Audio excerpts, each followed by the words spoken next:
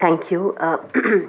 It's an honor to be here. After all these speeches and all these accomplished people, I feel rather humbled. So thank you.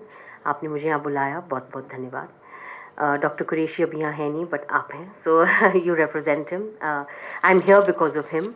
Dr. Qureshi, as additional secretary, is a big friend of industry. He has worked, with us on many policies, and he's very, been very fair. So thank you for that.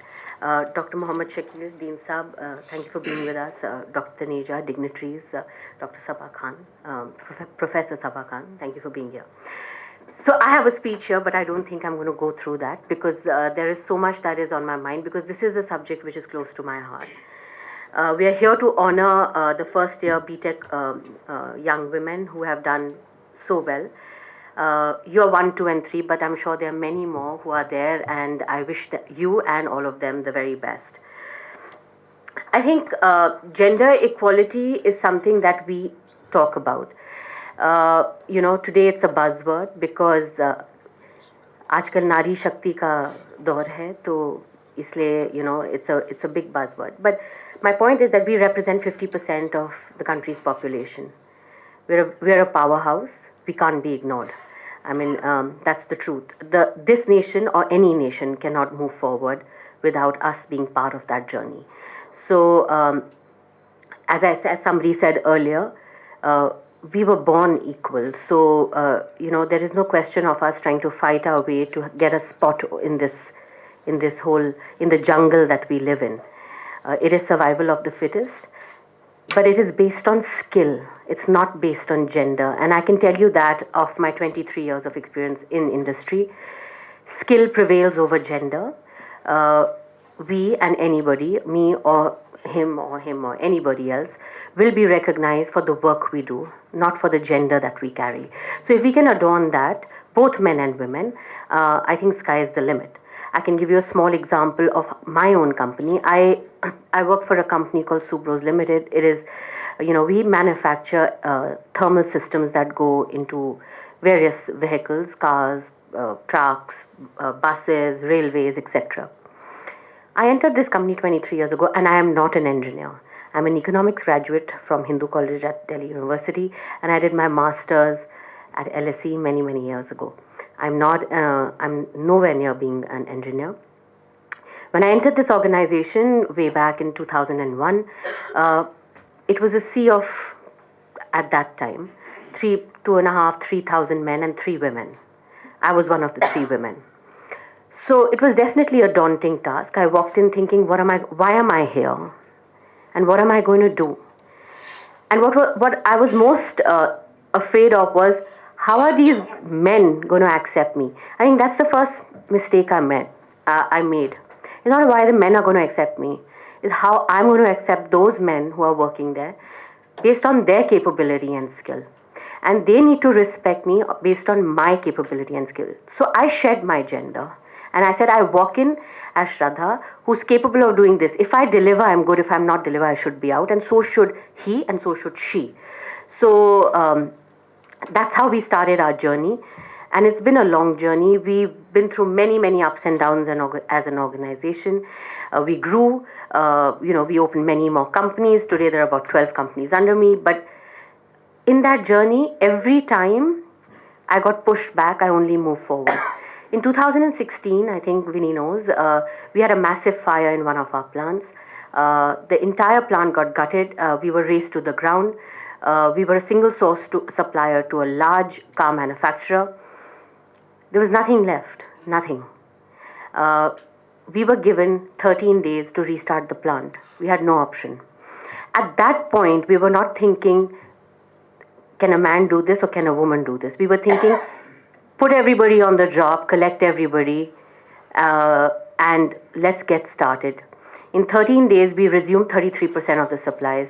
In 30 days, we resumed 75% of the supplies. We rebuilt that plant in 9 months. It's a better, cleaner, leaner, more agile plant. It's now a showcase plant for safety for the entire industry. So, and there have been many, many instances like this in my journey in the last 23 years. In COVID, I lost both my parents in a matter of 8 months. That was a huge, huge setback. So how did we rise back? So there were 12 companies being looked after by 3 people, now 12 companies being looked after by me. I walked in and I looked around. What was with me were my people. So I think as you guys go in and get into work, even in university, it's the relationships that you build. And those relationships are based mostly on respect and trust, not on money. So money is a consequence, it'll happen. I mean, don't think too much about it. It will happen. You people are talented. That's why you are where you are. Money will follow you. Learn to respect people around you, irrespective of their diversities. And when I say diversities, it's not just male, female. It could be any other diversity. Because when times are tough, it's the people who will come along. It's the people who will rebuild with you. So I urge you all to work on that. अच्छे इंसान बन जाओ, number भी आ जाएंगे, पैसा भी आ जाएगा, उसमें तो कोई है ही नहीं. So I've been given some statistics which I must rattle off because otherwise Vinny will take me to task outside when he does my performance evaluation. So I was told that as of 23, women accounted for 27% of India's STEM as compared to 32% in non-STEM. This is some recent data that he's got from the World Economic Forum. The proportion falls, however, in other industries like construction, oil and gas, and manufacturing, which I'm a part of.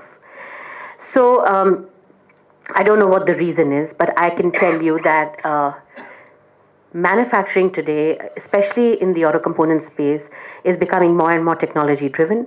The lines between technology and manufacturing are blurring, and mobility is the new buzzword. It's no longer manufacturing, it's mobility. And mobility today has different fuels. It's got EV. It's becoming more electronic than actually mechanical. So all the lines are blurring. Opportunities are immense. Of course, I would want all you young women to come into our sector. The men can also come if they want, but we would prefer to have you there.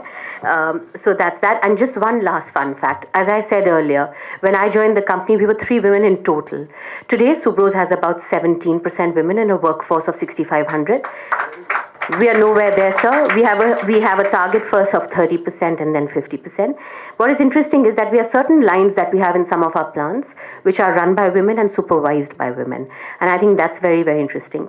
But what is more interesting is that we're a listed company. We have 12 board members. We have, in our board, 45% are women, and 50% of our independent board is women. So I think that's important. What we are missing is the link in the middle.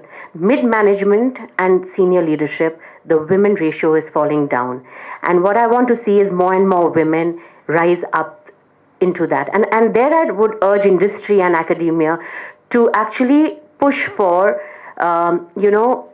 policies which are equanimous in terms of recruitment, training, pay, and also have policies which encourage women to rejoin the workforce, because we do leave the workforce in the middle for reasons everybody knows, but we should come back not much lower, but where we left off or better. With that, I'll end my speech here, and I wish you all the very, very best. Thank you very much.